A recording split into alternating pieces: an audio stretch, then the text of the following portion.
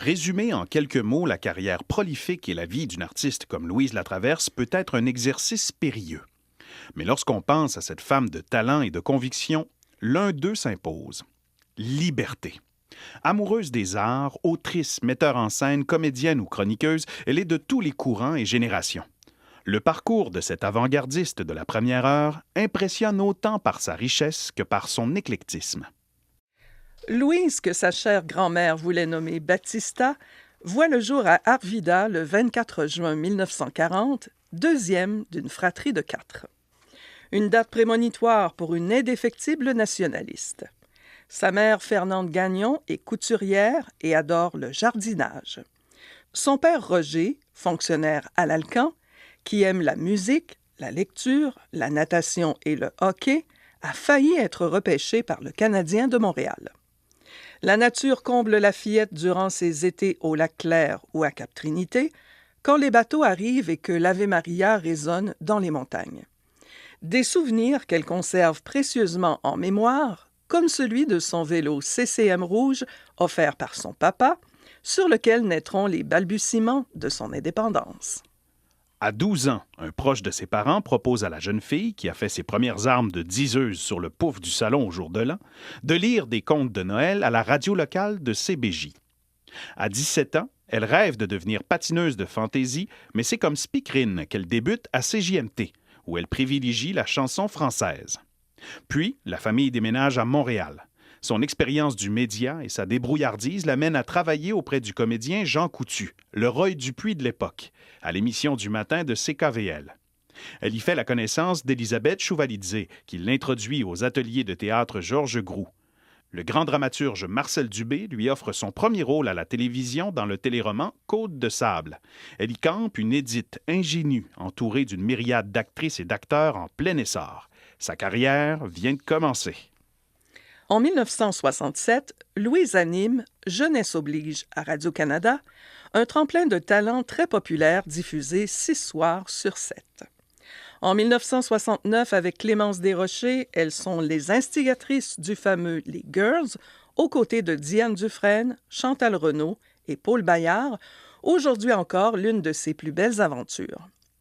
Malgré la controverse qu'il suscite, le spectacle à saveur féministe est présenté pendant plusieurs mois à travers le Québec, dont à Jonquière. Avec autant de bonheur et d'investissement, elle joue régulièrement avec Gilles Latulippe au Théâtre des Variétés. À la télévision, on la retrouve dans Grand-Papa, Symphorien, 30 vies et de nombreux bye-bye, où elle s'éclate volontiers. En 2007 et 2012, elle remporte 2 prix Gémeaux dans la catégorie Meilleure interprétation féminine pour ses rôles dans La Promesse et Mauvais Karma. Au grand écran, elle incarne des personnages avec justesse et passion dans Les Ordres de Michel Brault, Elisa's Horoscope de Gordon Shepherd, 2 actrices de Micheline Langto et plus récemment À l'origine d'un cri de Robin Aubert et Mon cirque à moi de Myriam Bouchard. Au hasard de ces voyages, les rencontres ont été déterminantes dans le parcours singulier de cette artiste intarissable. Avec les vieux existentialistes français à mai 68, ses modèles d'adolescente. Ou un gourou indien, peintre et musicien en 1995, quand elle entreprend seule un périple de 3 mois en Inde pour développer l'art de méditer, regarder et dessiner. Particulièrement avec Emmett Grogan, en se rendant à Woodstock en 1969, l'un des fondateurs des Diggers, un groupe d'action communautaire états-unien radical. L'auteur de Rigolévio, cambrioleur de haute volée, fait alors main basse sur le cœur de la belle Québécoise. Il se marie en 1972 et s'installe à Brooklyn.